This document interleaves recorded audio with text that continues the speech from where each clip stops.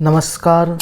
सध्या माढ्याकडून पुणे असेल, त्याचबरोबर मुंबई असेल, इथे विविध योजनेअंतर्गत सदनिका उपलब्ध करून देण्यात येत आहेत आणि त्याच्या जाहिराती देखील प्रसिद्ध झालेल्या आहेत. अर्ज प्रक्रिया देखील चालू झालेली आहे. परंतु अनेक जणांना प्रश्न होते की या घरांसाठी जी किंमत जाहिरातीमध्ये दिली असती त्याच्या व्यतिरिक्त आणखी अतिरिक्त खर्च कोणता करावा लागतो. त्याचबरोबर आपल्या कमेंट बॉक्समध्ये देखील बऱ्याच जणांनी अशा देखील कमेंट केल्या होत्या की माढासाठी इथे कोणत्याच ॲम्युनिटीज नाहीत किंवा पार्किंग नाही आहेत, बिल्डर इन्फ्रास्ट्रक्चरचे चार्जेस घेत आहे, त्यासाठी 5-6 लाख रुपये मागत आहे. अशा प्रकारच्या देखील कमेंट आपल्या काही व्हिडिओमध्ये आल्या होत्या. तर या व्हिडिओमध्ये आपण हेच पाहणार आहोत की नेमकं कोणकोणते एक्स्ट्रा चार्जेस तुम्हाला माडाचं घर लागल्यानंतर द्यावे लागतात आणि जे लीगल चार्जेस आहेत तेच तुम्हाला द्यावे लागतात. यासंबंधीचे काही नियम देखील माडाकडून करण्यात आलेले आहेत. ते संपूर्ण आपण या व्हिडिओमध्ये पाहणार आहोत. व्हिडिओ थोडी मोठी होईल, परंतु तुमच्या बऱ्याचशा शंका यातून नक्कीच दूर होतील. त्यामुळे संपूर्ण व्हिडिओ नक्कीच बघायची आहे आणि तुम्हाला ही माहिती कशी वाटली याबद्दल कमेंट बॉक्समध्ये देखील कळवायचं आहे. त्याचबरोबर तुमच्या काही सूचना असतील त्या देखील तुम्ही सांगू शकता. तर सर्वप्रथम माडाच्या घरांसाठी ज्या काही अफवा पसरवल्या जातात किंवा बिल्डरकडून काही फसवणूक केली जाते त्यासंबंधी माडाकडून देखील काही नियमावली देण्यात आलेल्या आहेत. तर सर्वप्रथम आपण पाहूया की कोणकोणते चार्जेस तुम्हाला अवॉइड करायचे आहे किंवा त्याची जर मागणी केली तर त्यासंबंधीची तक्रार तुम्ही माडाकडे करू शकता. तर सर्वात प्रथम म्हणजे इन्फ्रास्ट्रक्चर चार्जेस जर तुमच्याकडून कोणता डेव्हलपर किंवा बिल्डर घेत असेल तर ते चुकीचे आहे. त्यानंतर ॲम्युनिटी चार्जेस असेल, त्यानंतर लीगल चार्जेस असेल, डेव्हलपमेंट चार्जेस असतील किंवा इतर कोणते हिडन चार्जेस असतील, अशा प्रकारचा कोणताही चार्जेस जर कोणत्या बिल्डरकडून किंवा डेव्हलपरकडून तुम्हाला मागण्यात आला तर त्यासंबंधीची माडाकडे तक्रार करावी. यासाठी माडाने काही परिपत्रक देखील काढलेले आहे. तुम्ही इथे बघू शकता, हे ते परिपत्रक आहे. यामध्ये सरळ त्यांनी सांगितले आहे की हे अतिरिक्त खर्च कोणत्याही प्रकारचे द्यायचे नाही आणि जर अशी मागणी केली तर त्यासंबंधीची तक्रार माडामध्ये करायची आहे. आता बऱ्याच जणांचा प्रश्न हा होता की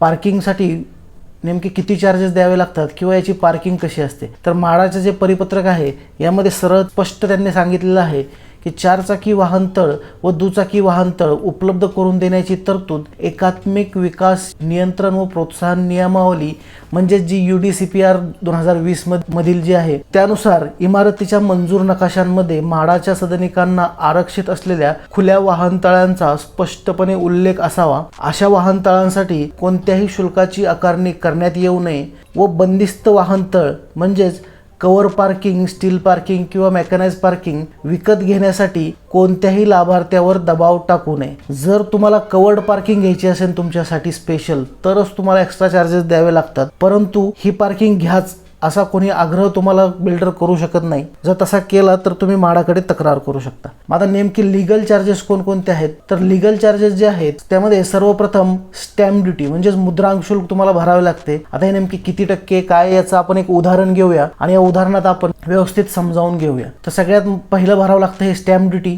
त्यानंतर रजिस्ट्रेशन चार्जेस म्हणजे नोंदणी शुल्क. त्यानंतर विद्युत जोडणी म्हणजे तुम्हाला जे मीटरचं कनेक्शन घ्यावं लागतं त्याचाही खर्च करावा लागतो. त्यानंतर गृहनिर्माण संस्था म्हणजे सोसायटी स्थापन करण्यासाठी लागणारा खर्च. त्याचबरोबर GST. आता इथे लक्षात ठेवायचं आहे ज्या प्रकल्पासाठी तुम्ही अर्ज करत आहात तो प्रकल्प जर पूर्ण झाला असेल तर तुम्हाला हे GST चार्जेस भरायचे नाही आहेत, परंतु जर प्रकल्प अंडर कन्स्ट्रक्शन असेल आणि त्यासाठी तुम्ही अर्ज करत असाल तर तुम्हाला GST भरावे लागते. त्यानंतर बिल्डिंग मेंटेनन्स चार्जेस. आता हे बऱ्याच ठिकाणी 1 ते 2 वर्षाचं मेंटेनन्स चार्जेस तुमच्याकडून घेतलं जातं. हे वेगवेगळ्या स्कीमनुसार वेगवेगळं असू शकतं. यासाठी आपण एक उदाहरण घेऊया आणि या उदाहरणातून सर्व कॅल्क्युलेशन करून समजावून घेऊया. तर इथे जी जाहिरात आहे पुण्याची जाहिरात बघू शकता. फर्स्ट कम फर्स्ट सर्व म्हणजे प्रथम येणाऱ्यास प्रथम प्राधान्य या तत्वावर जी योजना जाहीर झालेली आहे. इथे त्या किमती देखील तुम्ही बघू शकता. या किमती सरासरी 15 लाख ते 25 लाख दरम्यान आहेत. तर यातीलच आपण उदाहरणादाखल असे समजूया की जाहिरातीमध्ये 20 लाख रुपये ही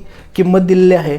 आता यासाठी तुम्हाला जे लीगल चार्जेस भरायचे आहेत ते सगळ्यात पहिले स्टॅम्प ड्युटी. आता ही स्टॅम्प ड्युटी नेमकी किती असते तर आपण फक्त पुण्याचा विचार करूया. इतर शहरांगणिज ती वेगवेगळी असू शकते. तर पुण्यामध्ये ही 7% स्टॅम्प ड्युटी घेतली जाते. म्हणजे जर फ्लॅट तुमचा 20 लाखाचा असेल तर त्यावरती 7% म्हणजेच 1,40,000 इतकी स्टॅम्प ड्युटी घेतली जाते. त्याचबरोबर रजिस्ट्रेशन चार्जेस हे 1% असतो. म्हणजे जर फ्लॅट 20 लाखाचा आहे तर 20,000 रुपये हे तुमचे नोंदणी शुल्क असते.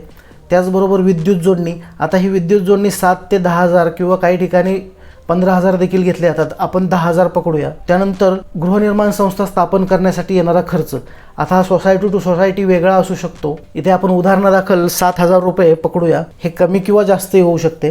आणि मेंटेनन्स चार्जेस. आता बऱ्याच ठिकाणी हा 2 वर्षाचा मेंटेनन्स चार्जेस घेतला जातो.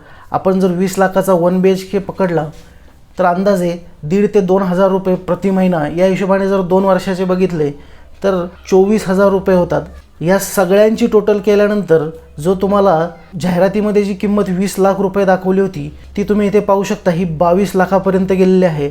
तर तुम्हाला ह्या एक्स्ट्रा लिगल चार्जेस भरावेच लागतात. या व्यतिरिक्त कोणतेही हिडन चार्जेस तुम्हाला भरायचे नाही आहेत. आता यामध्ये सगळ्यात महत्त्वाचं म्हणजे जर तुम्ही ज्या प्रकल्पासाठी अर्ज करत आहात तो प्रकल्प जर अंडर कन्स्ट्रक्शन असेल तर तिथे 1% GST देखील लागला जातो. आता याच उदाहरणात आपण बघूया, तुमची बेसिक किंमत आहे तर त्याला 1% म्हणजे 20,000 इतका GST लागतो आणि याची एकूण जर टोटल तुम्ही बघितली तर आता ती 22,21,000पर्यंत गेली. म्हणजे जी किंमत 20 लाख होती ती जवळपास 22 लाखापर्यंत गेली आहे.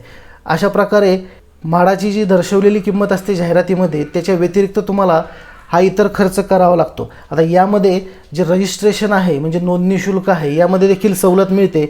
ती कशी, जर तुम्ही ही सदनिका किंवा हा जो फ्लॅट आहे जर महिलेच्या नावाने घेतला तर महिलांना रजिस्ट्रेशन चार्जेस द्यावे लागत नाही.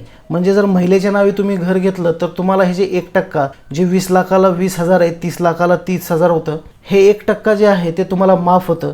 म्हणजे सरळ सरळ तुम्ही तुमचे 20 ते 30,000 रुपये जर महिलेच्या नावाने फ्लॅट घेतला तर वाचवू शकता. तर अशा प्रकारे तुम्हाला हे जे लिगल चार्जेस आहेत हे टोटल लिगल चार्जेस म्हाडा असेल त्याचबरोबर PMRDA देखील असेल, या योजनांमध्ये जे काही फ्लॅट धारक असतात, लाभार्थी असतात, यांना हे चार्जेस भरावेच लागतात.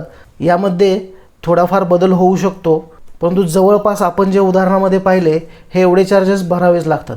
तर नक्कीच तुम्हाला ही माहिती कशी वाटली हे कमेंट बॉक्समध्ये नक्की कळवा. व्हिडिओ आवडल्यास व्हिडिओला लाईक देखील करा आणि चॅनलला सबस्क्राईब देखील करून घ्या जेणेकरून असेच अपडेट तुमच्यापर्यंत येत राहतील. धन्यवाद.